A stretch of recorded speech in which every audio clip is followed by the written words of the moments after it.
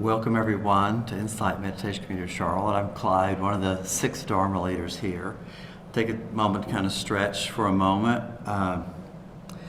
We have, let's see what we have. Hold on.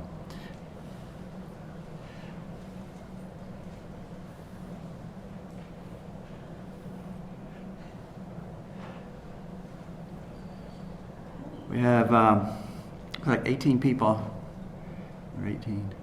18 people online, and 2, 4, 6, 8, 10, about 20 people here. So that's a pretty good Sangha for tonight.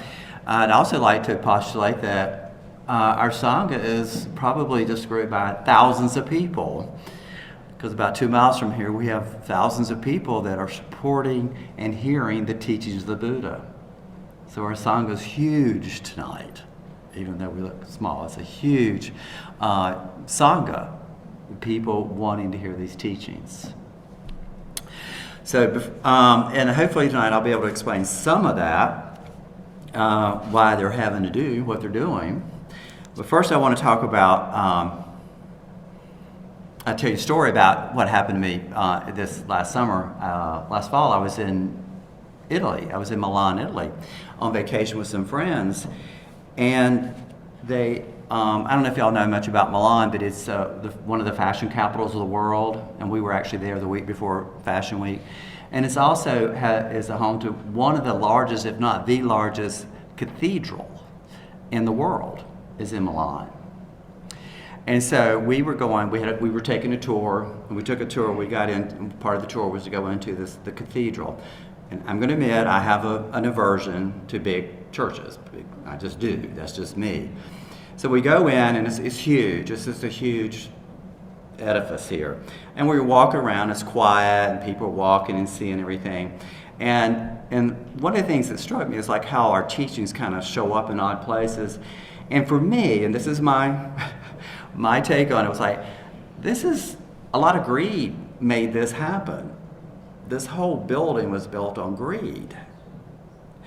And I said, okay, everybody, I need to leave. So I walked out. Well, if you walk out there at the plaza, well, right next to us is this thing called the Galleria, which is all the stores. If you've heard of Prada and Gucci and, let's see, what is it? Yves Saint Laurent and Dolce & Gabbana. There's just stores. It's a big gallery. It's a huge shopping center, but it has like an arcade, so it has glass every part of it, and you can walk through. And we actually went into one of the stores. We went into a Louis Vuitton store, and you walk in, because some of the guys wanted to buy something and see something. You walked in. It's really quiet. All the salespeople are dressed in black. When they would show you something, they put on their gloves to pull it out and say, show you this, and things were outrageously expensive. And of course, I was there in my t-shirt, shorts, and flip-flops. And after a while, I went, this is greed also. This is built on greed. This whole complex is based on greed. And it just struck me. And so I told the guys, I've got to get out of here. I'm uncomfortable here. I didn't feel comfortable there. So I left there. So anyway, the point being that it was like, historically, it's still here. It started there. It started way before then, but it's all the way here. So ergo, tonight I want to talk about not only greed, but I want to talk about the 3 defilements, the 3 torments of the mind, the 3 poisons: greed, hatred, delusion. It could also be greed, aversion, and ignorance. I use hatred and aversion and delusion and ignorance kind of the same.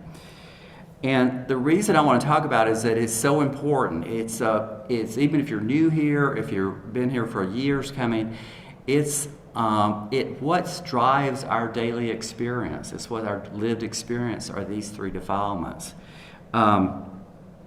We want to be able to, and you'll be working with these from day one all the way through your lifelong spiritual path. They always come up. We talk about them in here a lot. We need to see how they're manifesting in our personal lives and globally and in our political life. Of course, I came back to the States.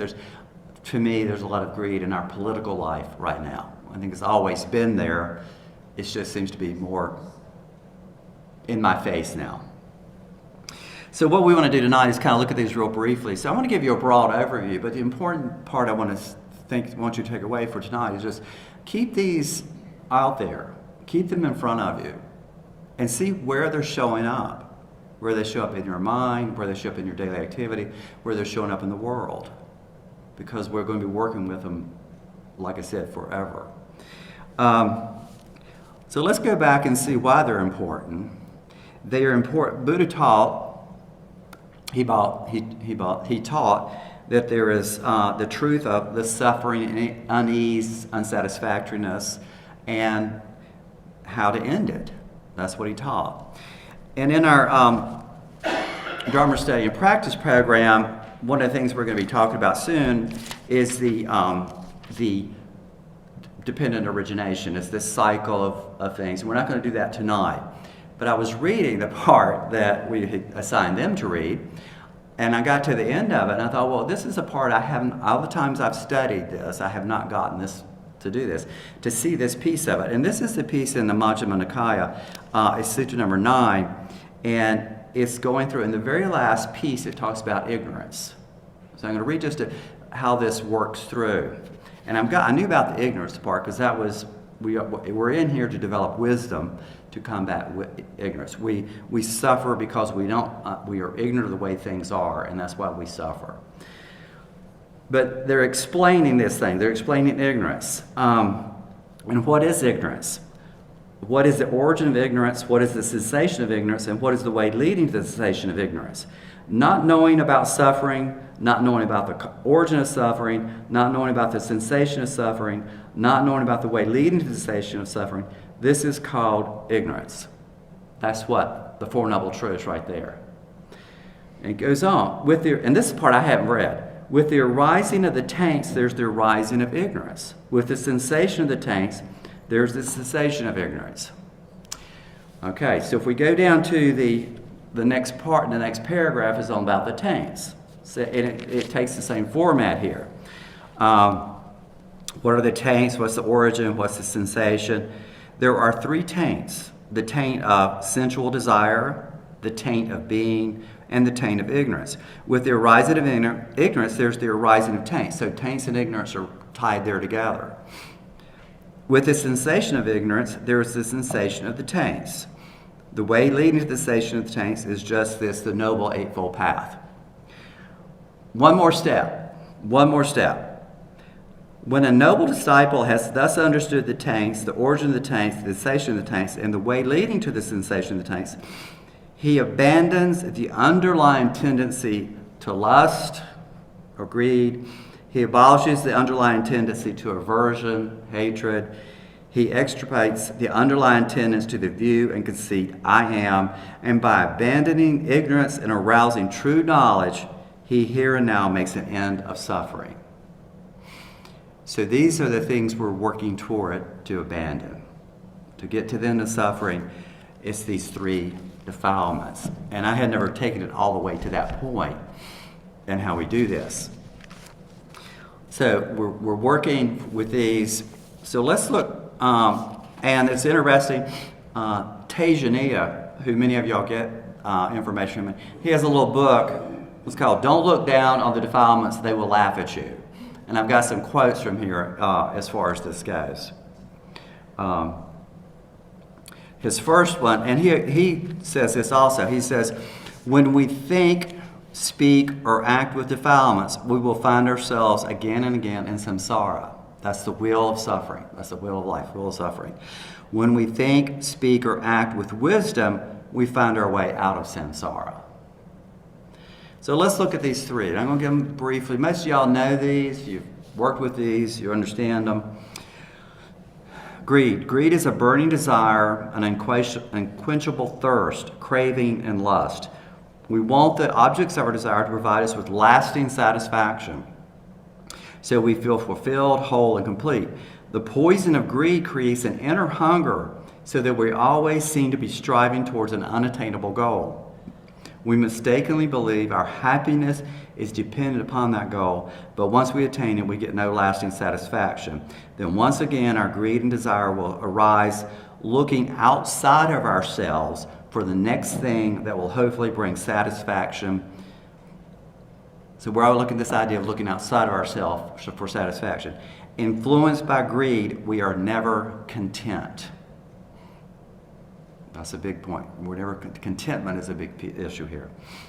Global conflict and warfare, as well as the destruction of our precious environment, are obvious symptoms of corporate and political greed.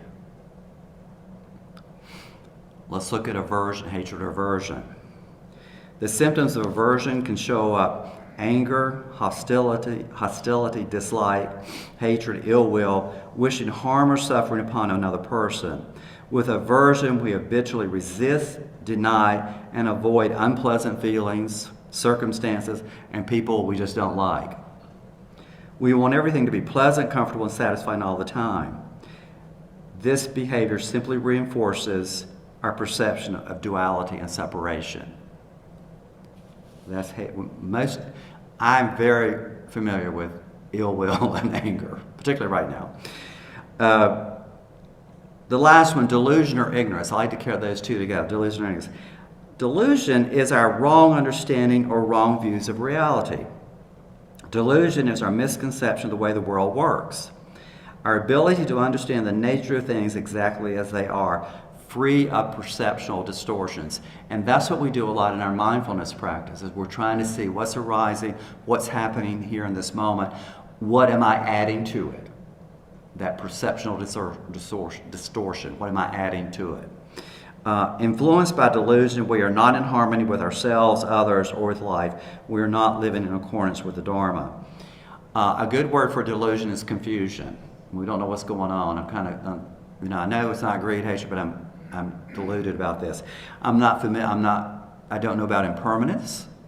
I don't understand this idea of suffering. I don't understand karma. I don't understand the idea of that there's a not permanent self, the impersonal nature of things. So whenever you get into this I, me, or mine, you're in delusion. So there we have greed, hatred, delusion. Tejaniya says that defilements are part of the Dharma. There's nothing outside the Dharma. The defilements are part of the Dharma. Do not reject them, learn from them. So how do we learn from them? How do we work with them? Some people, they say the entire aim of spiritual practice is to gradually subdue the poisons of greed, hatred, and delusion by cultivating the alternative mental factors that are directly opposed to them. And these are the wholesome roots: non-greed, non-hatred, delusion, or generosity, loving kindness, and wisdom. So our practice is to develop these. The antidote to greed: we learn to cultivate selflessness, generosity, detachment, contentment. Sometimes they call renunciation as part of this practice too. We contemplate the impermanence or the disadvantage of the objects of our desire. That's why in the teachings, they talk about we contemplate decay and death. Because like this person's good looking now, give them 20 years from now, what are they going to look like? I can look back and do the same thing for myself. That desire. We look at that things are impermanent. We can practice giving away things we would most like to hold on to. We can also practice acts of selfless service and charity. Now, in truth, there's no objection to enjoying and sharing the beauty, pleasures, and objects of this material world. The problems associated with greed and attachment only arise when we mistakenly believe and act as if the source of our happiness is outside of us, ourselves. Here again, if we're out there looking, holding on to something outside of ourselves for this enjoyment, this happiness, that's where we're going to suffer. So we want to learn, that's that part of learning to let go. For anger and hatred, we learn to cultivate loving kindness. That's our metta practice we do here. We do loving kindness. We cultivate compassion, patience, forgiveness. All these practices are the ones we want to do to overcome hatred. When we react to unpleasant feelings, circumstances, or people with hatred, anger, and aversions, we want to use these to counteract those poisons. We learn to openly embrace the entire spectrum of our experiences without hatred or aversion. This is hard sometimes. If there's someone that's a really difficult time, to send them loving kindness, it's hard to do. But that's part of the practice. How can I be with this? Think of something nice about this person. Maybe they have nice hair. Maybe they dress well. They got a horrible personality, but they got that. Think of something nice about that. We want to replace this anger with, now we're not getting rid of the anger, and I'm going to talk about that in a minute, but we want to replace that with these other traits. And I remember last week when Debbie talked about, and I don't know the phrase where, whatever the mind thinks about that, it tends to become. We want to think about loving kindness versus hatred, so we develop that. That's what becomes natural to us.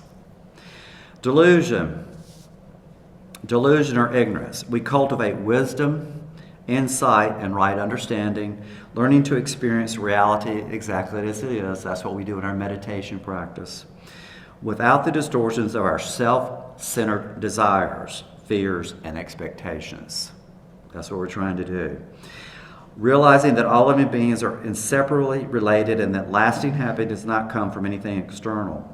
We will also have a clear understanding of karma, knowing the positive, wholesome actions that bring happiness and the negative, unwholesome actions that bring suffering. We cultivate wisdom, insight, and right understanding that free us from delusion. So as we practice, we cultivate, in other words, part of what we do when we practice in our meditation is we are setting the stage for wisdom to arise. And wisdom will help to weaken these defilements. So there's some of the things we do.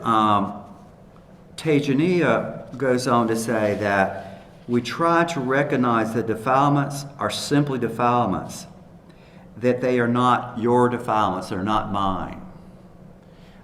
Everyone has anger, everybody has delusion, everybody has greed. And I bet your experience of greed is probably not different than mine. Your experience from anger is probably not different from mine. But it's not my anger. Every time you identify yourself with them or reject them, you are only increasing the strength of the defilements. I do this, I say the idea, when anger's here, I don't go, I try to go, I'm not angry. Anger's here. It's here. So that's one big learning I've been practicing with. Anger's here. Greed is here. Delusion's here. I just had a moment of delusion when I was sitting here trying to meditate. I was sitting there going over my talk, and I went, that's delusion, because I want to look good. I want to do a good talk. I want these people to like me. I. And I went, that is delusion. It just happened. Because I was making it about me. I'm not defiled. Delusion is here. And so we don't want to, Tejani says, we don't want to get rid of it. We want to, because the desire is not to have anything bad happen at all, exactly causes the worst fears to arise. The mind that doesn't want any sorrow or suffering creates the most anxiety. I saw that in my mind. It's like, well, I want to look good. Well, what happens if I don't have it there? The minds can get calm. The body can calm down. If there's anger and you decide to investigate the emotion, you are setting the mind in the right direction. If, however, you decide to try to get rid of the anger, you are directing the mind wrongly. We want to see that. We don't want to push it away. We don't have aversion to the aversion. We want to see it, let it be there, and see what happens. What happens to it? We can apply the antidote. Well, let me send some loving kind to this person that I'm angry at. If you keep avoiding difficult situations, you cannot learn and grow. This is especially true for dealing with the defilements. Learning to face the defilements allows you to investigate and understand their nature, and this will help you transcend them. That's what we do in our meditation practice when we see these things arise. We do it in our mindfulness practice when we're off the cushion. We're developing, and as we develop these we do loving kindness meditation, we develop compassion. What we're doing is we're setting the ground for wisdom to arise so that wisdom can begin to weaken these defilements. And that's our lifelong practice.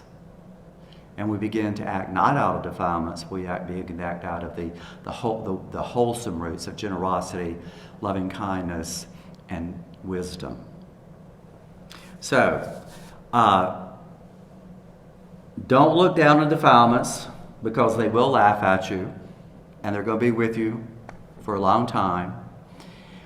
I think that, also to kind of close that up with, I think that that's what the monks are doing on this walk. They are demonstrating the antidotes to greed, hatred, and delusion. Through their walk, through their teachings, through their practice, they are demonstrating these antidotes. And that's happening right here, right now. Thank you.